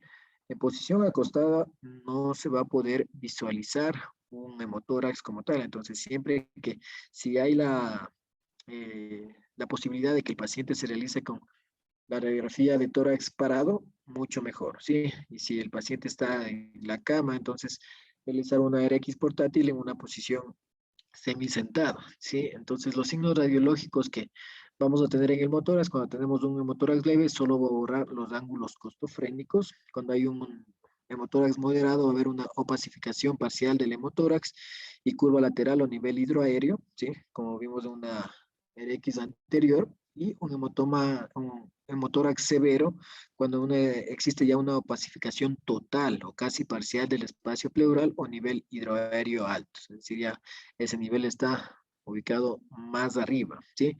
¿Cuál va a ser el tratamiento del hemotórax? El objetivo del tratamiento del hemotórax va a ser la evacuación completa del mismo, ¿sí? Para normalizar la función respiratoria. Y el objetivo de ello va a ser eh, tratar las lesiones que dieron origen al mismo y va el fin ser de que el paciente no realice a futuro un fibrotórax o un empiema, ¿sí? Entonces, en el, por lo general en los manejos de los hemotórax leve, ¿sí? Muchas de las veces se realiza una toracocentesis, ¿sí? Que hayamos podido drenar fácilmente, se hace un control periódico, ¿sí? Vemos de que ya ese hemotórax se ha resuelto, entonces no requiere de ningún otro procedimiento más, ¿sí? Pero dentro de los hematórax que son de moderado a severo, sí hay que realizar una toracostomía, ¿sí? Con sonda, igual con el tubo torácico con French 32 a 36, con succión continua, es decir, ese paciente ya debe estar ahí con su trampa de agua, con su campana en el pie de la cama. Si ya hablando del manejo como tal del hemotórax, si hay la necesidad de hacer reposición del volumen sanguíneo que se ha perdido, realizarla, es decir, con transfusión sanguínea. Hay que realizar el ordenamiento del tubo cada hora para evitar la oclusión del mismo, es decir, muchas veces a nivel del trayecto se cruza un coágulo, todo ello, entonces muchas de las veces se queda el coágulo ahí y no deja pasar el contenido que está dentro del tórax. Hay que monitorear el sangrado horario y realizar control radiográfico para ver cuánto es de que se ha drenado. El monitoreo de signos vitales, del hematocrito, gases y prueba de coagulación siempre hay que realizarlo. La mayoría de los pacientes va a responder a todo este tratamiento.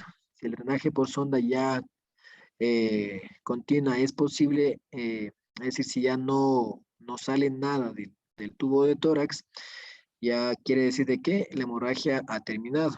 Entonces, el tubo no esté contaminado con la fuente de hemorragia, la fibrina obstruye la sonda o que el hemotórax se haya coagulado, ¿sí? Entonces, siempre hay que verificar ello, a ver si no está sucediendo ello, o ver que si no hay la presencia de algún coágulo, haya algún signo de obstrucción y con una RX de control, ver si ese hemotórax ha terminado.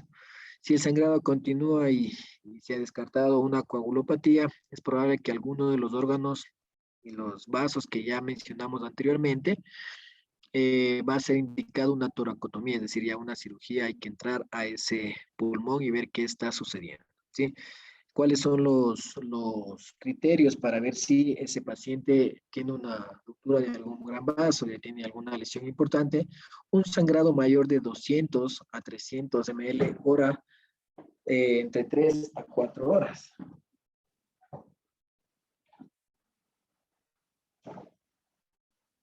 Un momentito que se me está parando la computadora.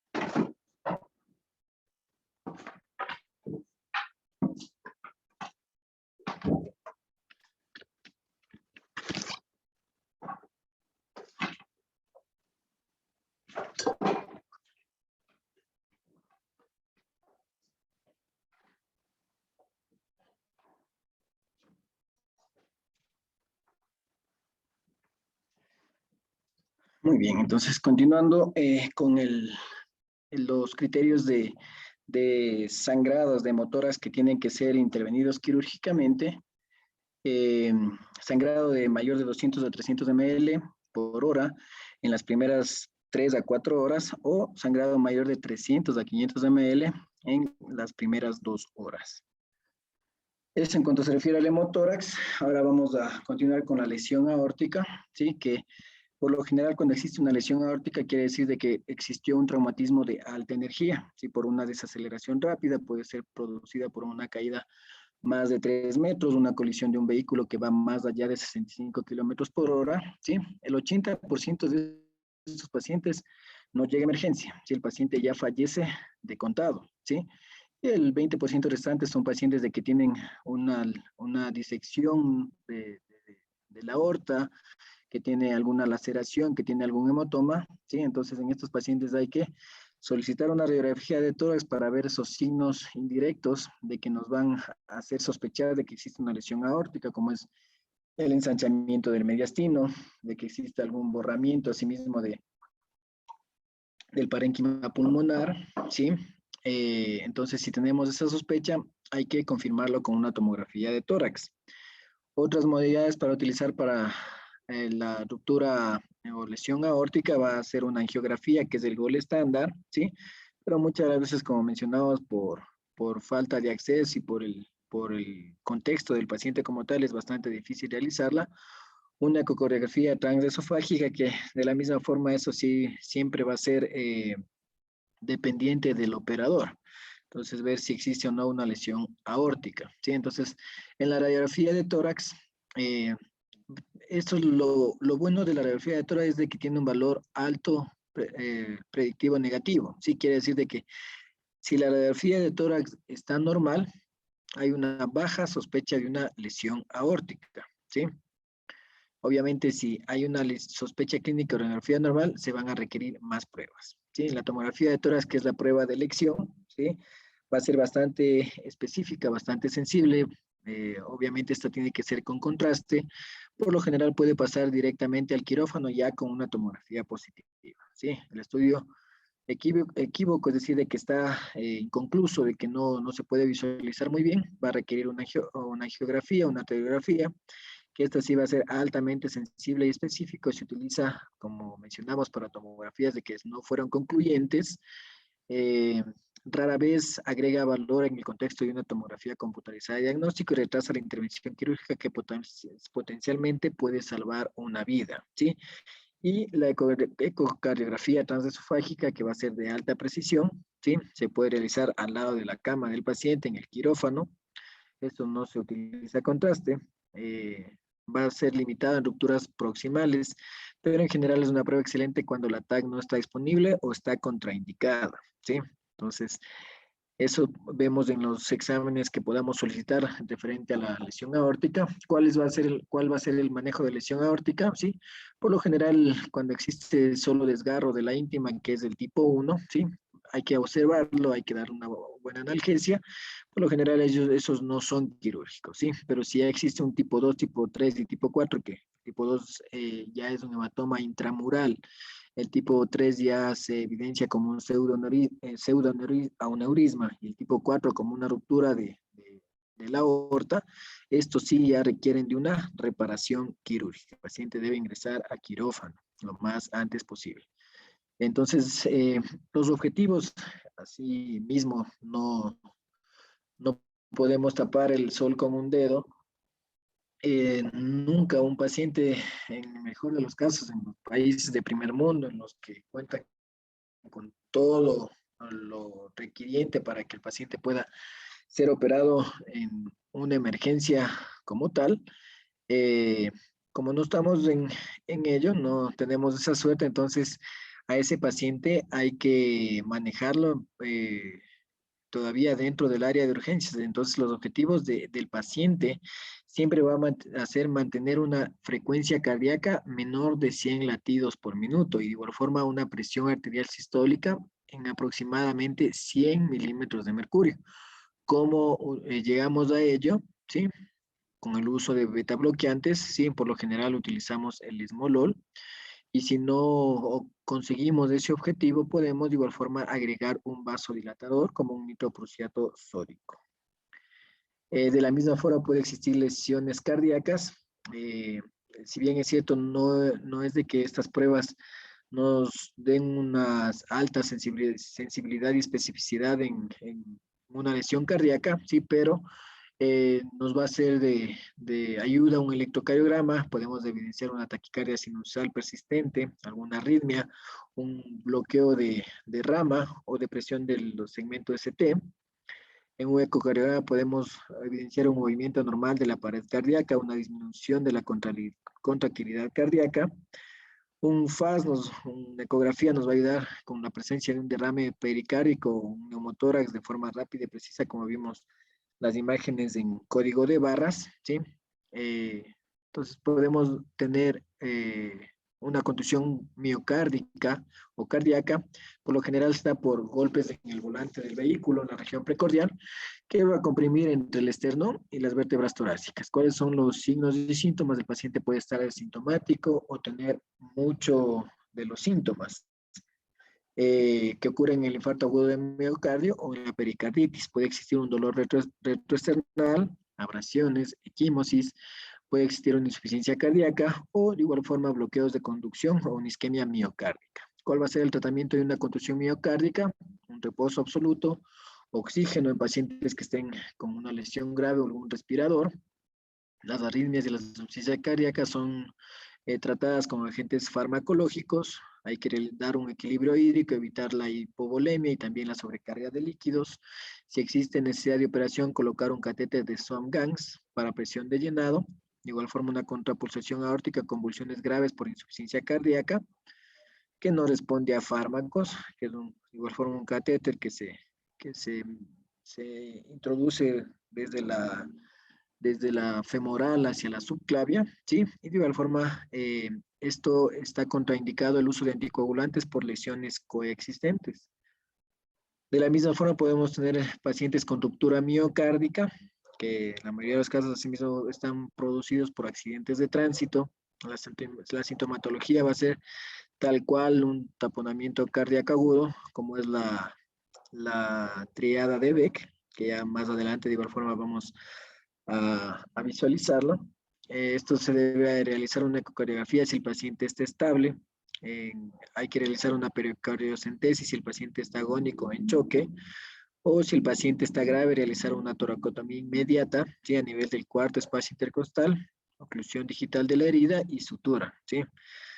Entonces, dentro de las lesiones cardíacas penetrantes se puede presentar como taponamiento hemorragia, es decir, existir una hipotensión, un pulso paradójico, es decir, ruidos cardíacos apagados, lo que constituye la triada de Beck que es positiva, hipotensión, incurvitación yugular y ruidos cardíacos velados, ¿sí?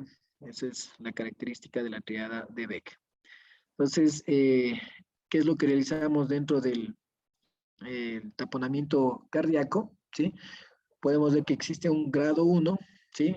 Que cuando existe un pericardio menor a 200 ml con gasto cardíaco normal, la presión arterial va a estar normal, la PVC puede estar elevada y puede haber taquicardia. Un taponamiento grado 2, cuando el pericardio es mayor de 200 ml con gasto cardíaco disminuido y taquicardia. Y aquí hay un taponamiento agudo, la presión arterial puede estar normal o ligeramente disminuida, la PVC va a estar elevada.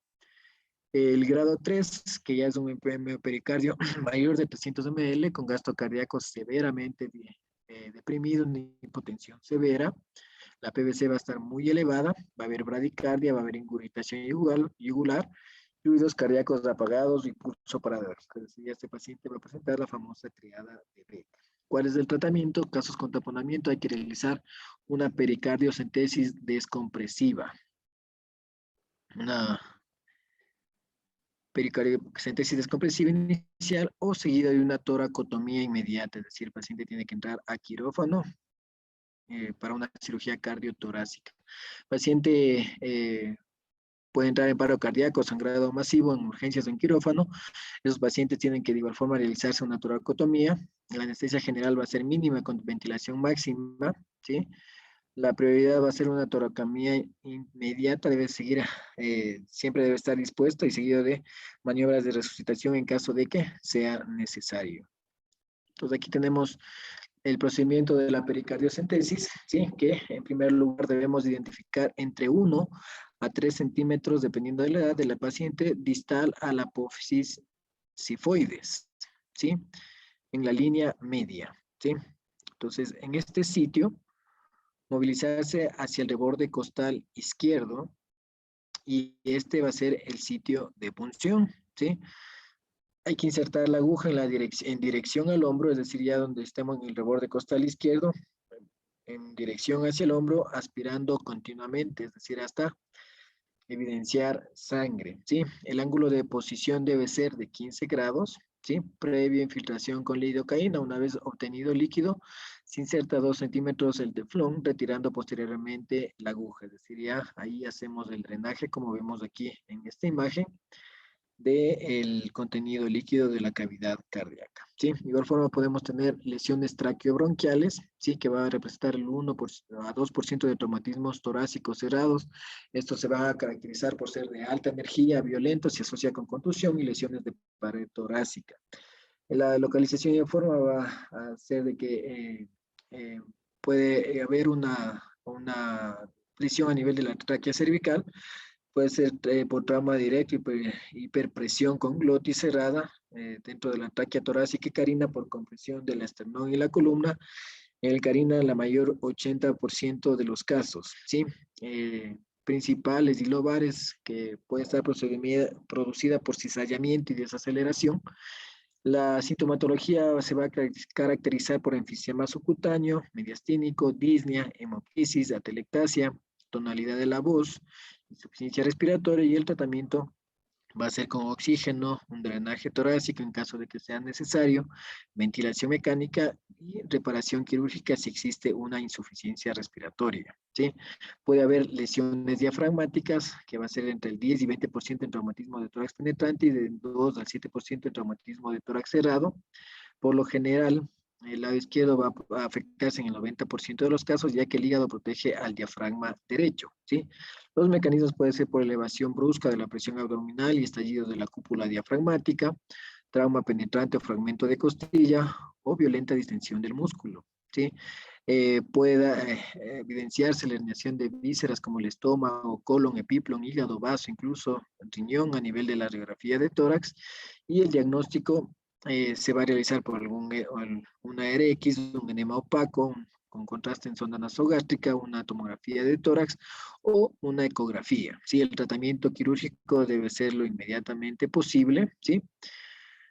Esto va a conllevar la mortalidad global del 4% de los traumatismos torácicos y aumenta si hay incarceración de las vísceras a un 20% o necrosis a un 80% de los casos, ¿sí? Puede existir lesiones esofágicas. Esto es bastante raro, pero muchas veces cuando hay, puede haber, representa el 0.2% de los traumas torácicos, asimismo por un mecanismo de violencia externa, ya sea penetrante o cerrado, un cuerpo extraño, puede haber de igual forma puede producirse por una iatrogenia, por una endoscopía, por una dilatación, por una esclerosis o por una colocación de balón. ¿Cuál va a ser la sintomatología? Va a ser disfagia, matemesis, enfisema cervicalo-mediastínico, derrame pleural. El diagnóstico lo vamos a realizar por una radiografía, podemos hacer un tránsito esófago-gástrico o una esofagoscopía. ¿Cuáles son las complicaciones que puede llevar una lesión esofágica, una mediastinitis, un empiema o en el último de los casos una sepsis grave? Siempre va el tratamiento a ser quirúrgico y la mortalidad se va a dar en el 70% de los casos. Bien, eso en cuanto se refiere a lo que respecta el trauma torácico. Es un tema bastante amplio, bastante bonito, ¿sí? Que hay que recordar todas las estructuras que conlleva el tórax, entonces cada una de esas estructuras puede estar en riesgo, puede estar afectada, entonces para cada una de ellas requiere su manejo, ¿sí? El objetivo siempre va a ser en el área de emergencia, en el área donde nosotros estemos laborando, la estabilización del paciente, ¿sí? Para que ese paciente pueda llegar a una cirugía en caso de que sea necesario. si hablamos de porcentajes del 80 al 85% de los pacientes con trauma de tórax, no requiere un tratamiento quirúrgico, ¿sí? Sino requiere de manejo analgésico, requiere de procedimientos simples en el área de emergencia como una toracocentesis, una toracostomía, en ciertos casos donde, como vimos, realizar una punción con aguja para hacer de que el paciente pueda llegar a una toracostomía. Asimismo, siempre hay que tener esos conceptos básicos para ponerlos en práctica, ¿sí? Entonces, vamos a pasar por último a la lectura de un caso clínico para más o menos, con todo lo visto el día de hoy, ver cuáles son nuestras sospechas diagnósticas, ver cuál la sintomatología que presenta el paciente. Entonces, de ello, ¿algún voluntario que desee leer el caso?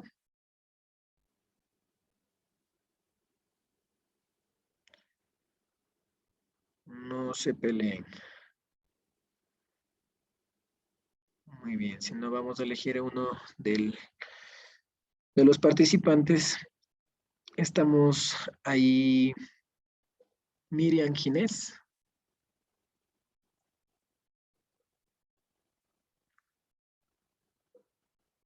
¿Me escucha, Miriam?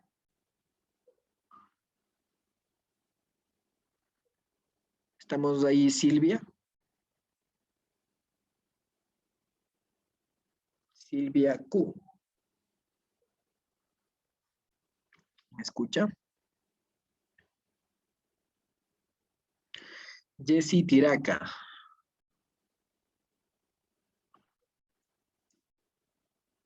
¿Estamos ahí, Jessy?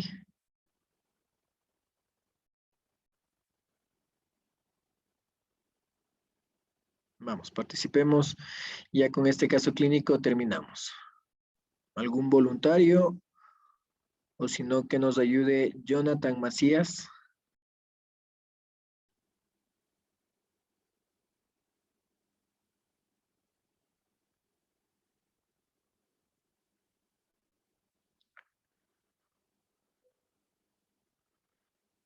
Viviana Chipantiza. ¿Estamos ahí?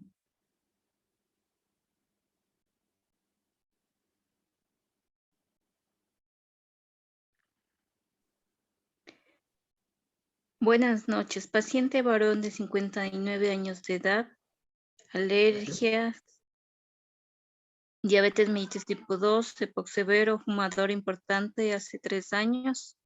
El motivo de consulta que acude al centro de salud de su localidad sobre las 23:10 por cuadro de disnea progresiva, actualmente intensiva y dolor costal.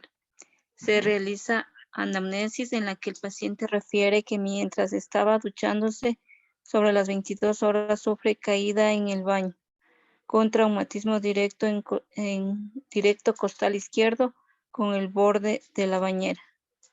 Ya, muy bien. Con ese motivo de consulta, con ese mecanismo de trauma, ¿en qué pensarías?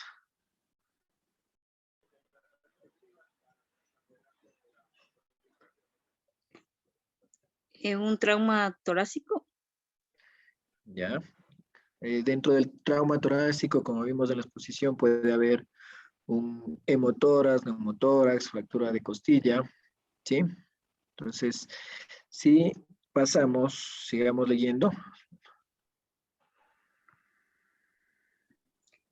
Leamos la Clínica, dolor. sintomatología. Siga más. Dolor costal izquierdo de características osteomusculares, dificultad respiratoria progresiva que está aumentando de intensidad, ansiedad e inquietud. Ya. Exploración física. ¿Sigo? Sí, siga más. Traumatismo costal izquierdo con crepitación a nivel de la quinta, sexta y séptima costilla, enfisema subcutáneo, hipofonesis emitoras izquierdo. Ante el aumento de la sintomatología, el médico del PAC decide activar al 112. Muy bien. Este es un caso de, por ejemplo, un subcentro de salud. Le llega ese paciente de que se cayó de la bañera, se golpeó contra el filo de la bañera a nivel de la región costal izquierda, ¿sí? Entonces, con ello pensamos en un traumatismo de tórax, pero dentro de un traumatismo de tórax podemos pensar de que pueda que solo exista una fractura, pueda que exista una contusión o en el peor de los casos un neumotórax o un neumotórax, ¿sí? Entonces, estos signos, ¿sí? Por ejemplo, el dolor costal izquierdo puede ser de que el paciente solo tenga una fractura, ¿no es cierto? Una dificultad respiratoria progresiva, tener en cuenta de que está aumentando de intensidad, si el paciente está ansioso e inquieto. Aquí ya tenemos dentro de la exploración física signos de que ya nos orientan hacia un diagnóstico, ¿sí? Eh, ya hay enfisema subcutáneo y en el hemitórax izquierdo la auscultación no, casi ya no se escucha, ¿sí? Si ya no se escucha el hemitórax izquierdo y fue donde fue producido el trauma, entonces algo está sucediendo, ya no solo sería una fractura, ¿no es cierto? Porque la fractura te va todavía a hacer de que hay una buena entrada de aire, un buen murmullo vesicular, ¿sí? Entonces, ya estamos sospechando que tal vez no se escuche porque haya la presencia de sangre o aire, ¿sí? Entonces, en este paciente, ¿qué le solicitarías?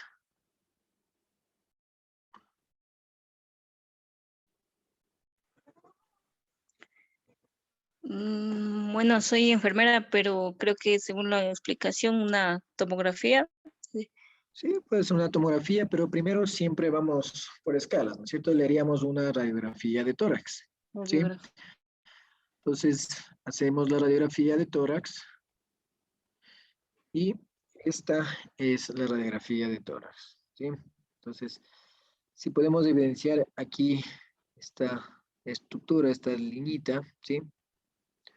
De como triángulo, esto es aire, ¿sí? Este es el pulmón, eh, se puede decir un pulmón normal, ¿sí? Vemos ahí las estructuras del árbol bronquial, podemos ver las costillas como tal, y no vemos como una sombra como vemos en este sitio, ¿sí? Entonces, el paciente se cayó del lado izquierdo, sí, justamente ahí se golpeó la pared torácica y ahí hubo un neumotórax que puede cursar y puede llevar a un neumotórax de atención como tal, sí, entonces esta es la radiografía del paciente, entonces ya una vez de que nosotros visualicemos la radiografía de tórax y debemos solicitar una tomografía de tórax como mencionas, entonces ya en este paciente hay que realizar un procedimiento, tenemos que realizar una toracostomía para evacuar este aire que está haciendo de que el paciente tenga dificultad respiratoria. Obviamente este paciente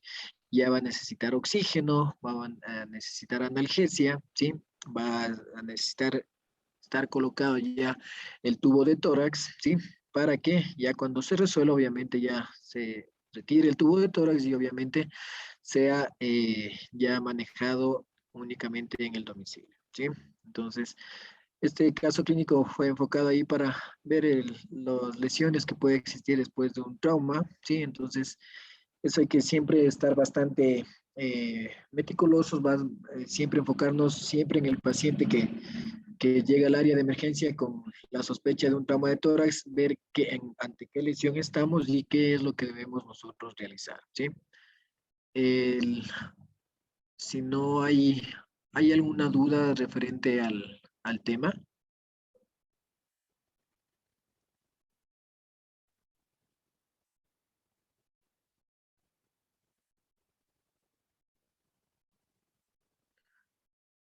no hay ninguna duda.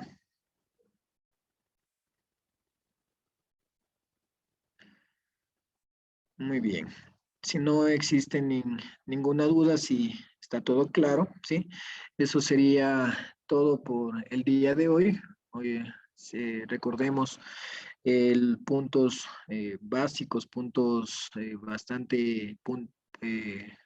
bastante prácticos que se debe realizar en pacientes tanto en la unidad prehospitalaria y en la unidad hospitalaria como tal, cuáles son los procedimientos de emergencia que debemos realizar, cuáles son los exámenes que debemos solicitar, qué es lo que encontramos en cada examen que nosotros evidenciamos ya al momento de realizar una radiografía, una ecografía.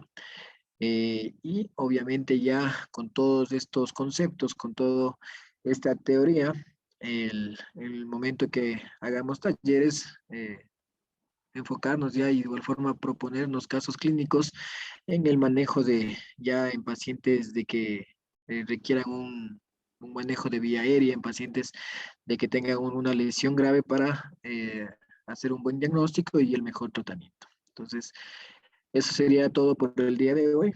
Agradecerles de igual forma por su participación, por conectarse a las clases, a las conferencias que día a día vamos impartiendo con el objetivo de que aumenten sus conocimientos, de que mejoren su práctica diaria, siempre enfocados en la última evidencia, en el mejor manejo para eh, tener un tratamiento responsable con el paciente. Que tengan una buena noche y conmigo será hasta la próxima semana. A ver, creo que tengo un mensaje. Bueno, muchas gracias de igual forma a todos por su atención. Nos vemos la próxima clase. Que tengan una buena noche.